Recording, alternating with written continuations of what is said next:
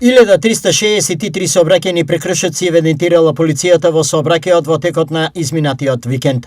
Дури 183 прекршоци се однесуваат на возачите кои учествувале во сообраќајот без возачка дозвола. Истовремено 67 возачи возеле под дејство на алкохол и се исклучени од сообраќај, додека пак 101 возач на мотоцикл е санкциониран за неносење на заштитна кацига.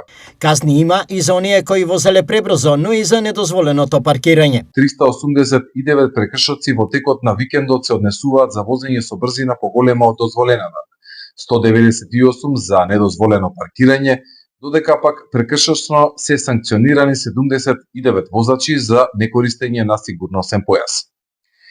Изречени се 30 мерки за користење на мобилен телефон при возење, 13 санкции за минување на црвено светло.